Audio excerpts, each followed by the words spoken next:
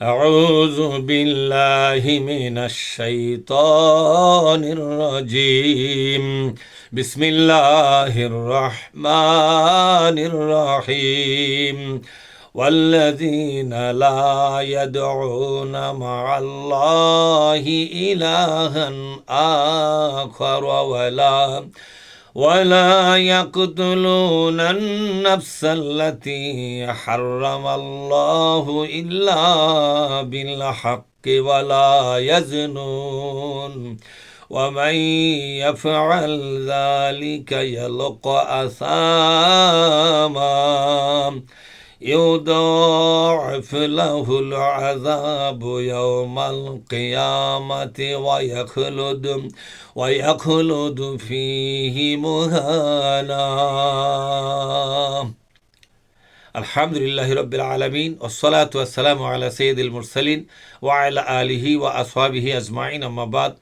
আমার সম্মানিত দ্বীনী বন্ধুগণ, আমি আপনাদের সামনে পবিত্র কোরআনে মাজিদের 25তম সূরা আল ফুরকান থেকে 68-69 ছোট্ট ছোট্ট আয়াত আমি আপনাদেরকে পড়ে শোনালাম। আসুন এই আয়াতের মাধ্যমে আল্লাহ পাক আমাদেরকে যে বক্তব্য পেশ করেছেন সেটা আমাদের ক্ষুদ্র জ্ঞানে অত্যন্ত সতর্কতার সাথে বুঝে নেওয়ার চেষ্টা করব। আমা তৌফিকি ইল্লা বিল্লাহ। আল্লাহ পাক বলছেন, ওয়াল্লাযীনা লা ইয়াদউনা মা'আল্লাহি ইলাহান আখার। আল্লাহ পাক বলছেন, যারা আল্লাহকে বাদ দিয়া অন্য কাউকে ইলাহা হিসাবে ডাকবে না, এরাই হলো আল্লাহর বান্দা।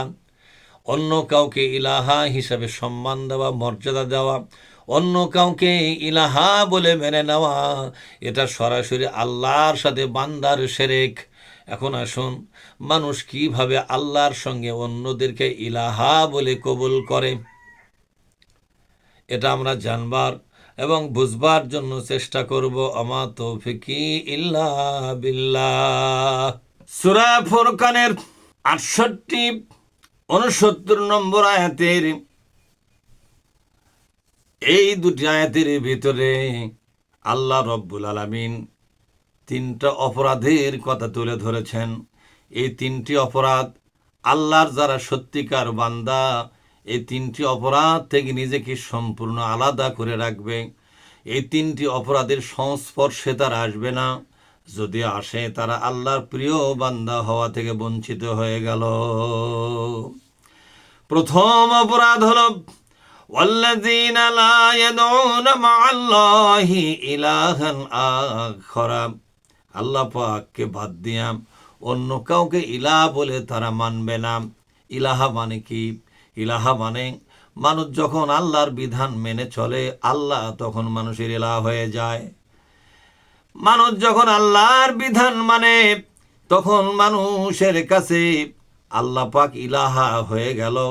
এই মানুষই যখন আল্লাহর বিধানের বিকল্প হিসাবে মানুষের তৈরি করা বিধান মানতে থাকে, সেটা পরিবর্তন করার কোনো চেষ্টা, সাধনা, সংগ্রাম, উদ্যোগ গ্রহণ করে না, এই সমস্ত মানুষের কাছে মানুষ তখন ইলাহা হয়ে গেল। কোনো ব্যক্তি যদি মানুষের প্রতিষ্ঠিত, মানুষের দ্বারা তৈরি করা প্রতিষ্ঠিত আইন ও ব্যবস্থার দেশে বসবাস করে, যদি সে মুসলিম হয়, তার দায়িত্ব হলো এই দেশটাকে আল্লাহর আইনে পরিচালিত করবার জন্য, আল্লাহর আইনকে প্রতিষ্ঠা করবার জন্য উঠে পড়ে লেগে যাওয়া, অর্থাৎ ইসলামী আন্দোলন করা, ইসলামকে বিজয়ী করার জন্য আন্দোলন করা। ইসলাম বিজয়ের আগ পর্যন্ত যতদিন বেঁচে থাকবে, মানুষের আইন তাকে মেনে চলতে বাধ্য হওয়া লাগবে, কারণ বিশৃঙ্খলা তৈরি করার কোনো বিধান নাই। হযরত মূসা আলাইহিস সালাম যতদিন পর্যন্ত ইসলাম বিজয় করতে পারলেন না, ততদিন পর্যন্ত ফিরআউনের আইন মানতে তিনি বাধ্য হয়েছেন। হযরত ইব্রাহিম আলাইহিস সালাম ইসলামকে বিজয়ী করার আগ পর্যন্ত নমরুদের আইন মানতে বাধ্য হয়েছিলেন। মুহাম্মদুর রাসূলুল্লাহ সাল্লাল্লাহু আলাইহি ওয়াসাল্লাম মক্কায় নবী হিসাবে 13 বছর থাকা পর্যন্ত আবু জেহেলের আইন মানতে বাধ্য হয়েছিলেন, যেহেতু সেখানে ইসলাম এখনো বিজয় হয় নাই। কিন্তু তারা কেন মানুষের আইন মানার অপরাধী হলো না? এর মূল কারণ হলো মানুষের প্রতিষ্ঠিত আইন ও ব্যবস্থাকে, মানুষের হাতে নির্মাণ হওয়া আইন ও বিধানকে বিলুপ্ত করে দেওয়ার জন্য, কবরস্থ করে দেওয়ার জন্য বিশ্বনবী এবং সাহাবীগণ উঠে পড়ে লেগেছিলেন। এইভাবে যুগে যুগে যেই সমস্ত মুসলমানেরা তাদের বসবাস করা দেশে, যেখানে মানুষের আইনগুলো প্রতিষ্ঠিত হয়ে আছে রাষ্ট্রীয়ভাবে, রাষ্ট্রের সমস্ত শক্তি দিয়ে সেটাকে ধরে রাখা হয়েছে, এটাকে উৎখাত করার জন্য যারা নিয়মিত আন্দোলন পরিচালনা করেন, সংগ্রাম করেন, যে মানুষের আইনকে উৎখাত করে দিয়ে আল্লাহর আইনের এখানে বিজয় করা হবে, এই আন্দোলনের সঙ্গে যারা জড়িত আছে তারা শুধুই মাত্র আল্লাহকে ইলাহা বলে মানল। যদিও বাধ্য হয়ে তারা মানুষের আইন মানতেছে, কিন্তু এই মানুষের আইন মানার জন্য মানুষ যে তাদের ইলাহা এটা গণ্য হবে না, যেটা পরিবর্তন করার জন্য রাত দিন কঠোর পরিশ্রম করে যাচ্ছে। আর যারা মুসলমান হইয়া মানুষের আইনের অধীনে চলে, এটার উপরই সন্তুষ্ট হয়ে আছে, এটা পরিবর্তন করার জন্য, উৎখাত করার জন্য, মানুষের তৈরি করা বিধানগুলোকে মাটি চাপা দেওয়ার জন্য রাত দিন কঠোর পরিশ্রম যারা করবে না, আইন মানার ব্যাপারে তারা মানুষকে ইলাহা বলে ঘোষণা করেছে। আল্লাহ পাক বললেন, আমার প্রিয় বান্দা যারা হবে কোনোভাবেই মানুষকে ইলাহা বলে মানবে না, কাউকে ইলাহার মর্যাদা দিবে না, এমনকি মন যা বলে তাই করবে। তাহলে মনটাকেই ইলাহা হিসাবে সে মেনে চললো। মন থেকে শুরু করে বাইরের নেতা নেত্রী, বাইরে সমস্ত আইন ও বিধান, এগুলোকে অন্ধের মতো মেনে চলা, যা কোরআন হাদিসের বিরোধী। এটা যদি করা হয় অবশ্যই বাইরের ওগুলোকে ইলাহা হিসাবে ঘোষণা করা হলো, মেনে চলা হলো। এ কথায় আল্লাহ বলছেন, আমার কোন প্রিয় বান্দা এরকম ধরনের মারাত্মক চরিত্রের অধিকারী হবে না, বরং আল্লাহ বাদে যত ইলাহা এই সমাজে নিজেকে ইলাহা বলে প্রতিষ্ঠা করে রেখেছেন, এদেরকে বিদায় করে দিয়া একমাত্র জাতীয়ভাবে, রাষ্ট্রীয়ভাবে আল্লাহ রব্বুল আমিন উলুহিয়াতকে প্রতিষ্ঠা করতে হবে। এই লক্ষ্যে তাকে আন্দোলন পরিচালনা করতে হবে। 2 নম্বর হলো ولا يقتلون النفس التي حرم الله إلا بالحق।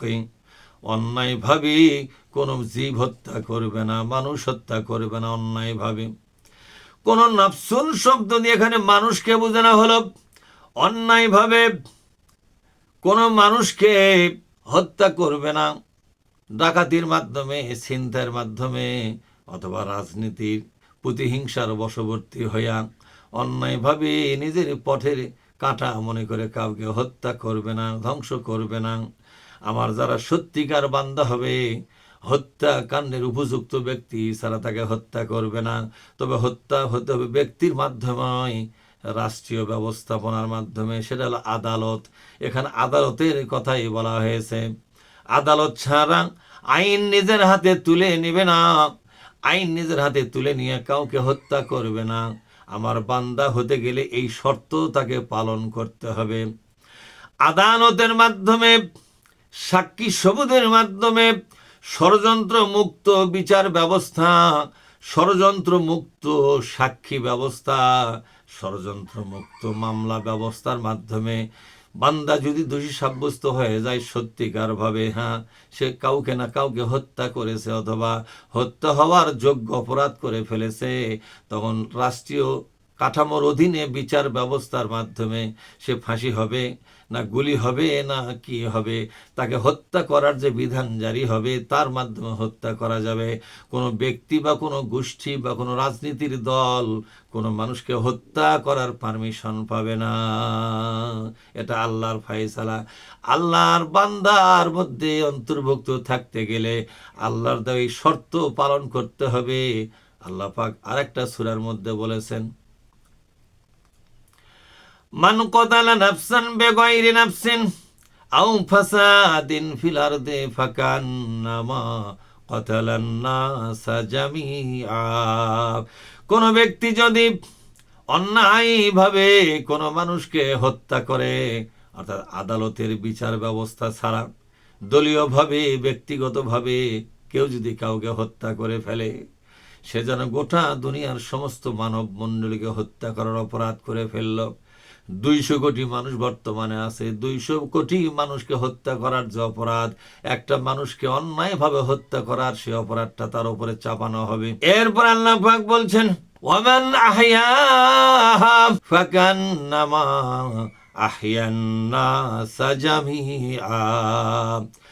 আর যদি কোনো ব্যক্তি বা গোষ্ঠী বা রাষ্ট্রশক্তি অন্যায়ের হাত থেকে কোনো মানুষকে প্রাণে বেঁচে দেয়, কোনো মানুষের জীবন রক্ষা করে দেয়, মানুষের জীবন রক্ষা করার জন্য প্রয়োজনীয় ব্যবস্থা করে, এমন একটা নিরাপদ শহর, এমন একটা নিরাপদ দেশ, এমন একটা নিরাপদ আইন ব্যবস্থা, এমন একটি নিরাপদ রাজনৈতিক ব্যবস্থা, এমন একটি নিরাপদ সামাজিক ব্যবস্থা যদি তৈরি করতে পারে, যদিও একটি ছোট্ট দেশ এটা হবে, আল্লাহ পাক বলছেন গোটা দুনিয়ার মানুষকে নতুন করে জীবন দেওয়ার যে সওয়াব, সেই সওয়াবটা আল্লাহ পাক তার আমলনামায় লিখে দিবে। কত বড় সওয়াব!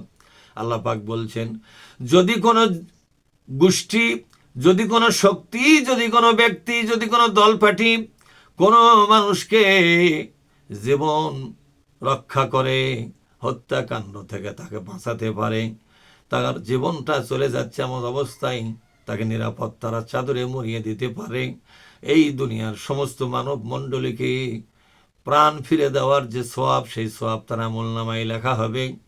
তাই আল্লাহ তাআলা বলছেন, ওয়ামান আহইয়াহা ফাকান্নামা আহইয়ান নাসা জামিআ। সে যেন গোটা দুনিয়ার মানুষকে জীবন দান করলো। সুবহানাল্লাহ। 3 নম্বর অপরাধ হলো ওয়ালা ইয়াজনুন। তারা ব্যভিচারে লিপ্ত হবে না, ব্যভিচার তারা করবে না। যদি তারা ব্যভিচার করে, অন্যায়ভাবে নিজের চরিত্রকে নষ্ট করে দেয়, বিশ্বনবী বলেন, যারা জিহ্বা এবং যৌন শক্তির হেফাজত করতে পারবে, এই যে জিহ্বা, যে জিহ্বাতে কথা বলা হয়, এই কথাগুলো কেউ কেউ যদি কন্ট্রোল করতে পারে, তার মুখের ভাষা, তার জবানটাকে ইসলামের জন্য ব্যবহার করতে পারে, এটাই হলো কণ্ঠনালীর হেফাজত। কণ্ঠনালীকে অন্যায় অবিচার থেকে মুক্ত বানায়া ইসলামের পথে কেউ যদি পরিচালিত করতে পারে, আর যৌন ক্ষমতাকে কেউ যদি কন্ট্রোল করতে পারে, কিয়ামতের দিন বিশ্বনবী বলেন, আমি ওই লোকের জন্য জান্নাতে যাওয়ার জামিন হয়ে যাব। সুবহানাল্লাহ। তারপরও আল্লাহ পাক প্রত্যেকটা মানুষের ভুল থেকে ফিরে আসার জন্য তওবার দরজা খুলে রেখেছেন। বান্দারে, যেহেতু এখনো মৃত্যু হয় নাই, তওবার মাধ্যমে নতুন জীবন শুরু করো। তওবাকারীকে আল্লাহ বড় বেশি ভালোবাসে। আল্লাহ পাক বলছেন, ওমাই ইয়াফআল যালিকা ইয়ালকা আসামা। কোন ব্যক্তি যদি এই 3টি অপরাধে যুক্ত হয়ে যায়, তাহলে আল্লাহ পাক অবশ্যই তাকে মারাত্মক সর্বনাশের পরিণতি ভোগ করাতে বাধ্য করবেন। আল্লাহ পাক তাকে আযাবে শামিল করবেন। আল্লাহ পাক তার সম্মান মর্যাদা সিজ করে নেবেন। লাঞ্ছিত, ধিক্কৃত, অপমানিত লোকদের শামিল করে জাহান্নামী বানাইয়া দিবে। এরপর আল্লাহ পাক বলছেন সূরা ফুরকানের 68 নম্বর আয়াতে, ওপর আয়াতের পরিণতি বর্ণনা করতে গিয়ে আল্লাহ পাক বললেন, ইউদাআফ লাহুল আযাব। তার জন্য আযাবকে দ্বিগুণ করা হবে। স্বাভাবিক অপরাধের যে শাস্তি, আর এই 3টি অপরাধের শাস্তি একরকম নয়। অন্যান্য অপরাধের শাস্তি সেটা হলো 1 গুণ, আর এই 3টি অপরাধের শাস্তি আল্লাহ দ্বিগুণ করে দিবেন। তাই আল্লাহ বলছেন, ইউদাআফু লাহুল আযাবু ইয়াউমাল কিয়ামা। কিয়ামতের ময়দানে এই 3টি অপরাধের শাস্তি দ্বিগুণ করা হবে। অন্যান্য অপরাধের শাস্তি হবে 1 গুণ, আর এই 3টি অপরাধের শাস্তি হবে দ্বিগুণ। আর আল্লাহ পাক বলছেন ওয়াখলুদু ফিহি মুহানা, চিরদিন থাকবে লাঞ্ছিত অবস্থায় ওই জাহান্নামের ভিতরে, এখান থেকে বের হওয়ার মতো সুযোগ দেওয়া হবে না। মহাবিশ্বের মালিক আল্লাহ পাক এই কথাগুলোকে বুঝবার তৌফিক দান করুন। আল্লাহুম্মা আমিন।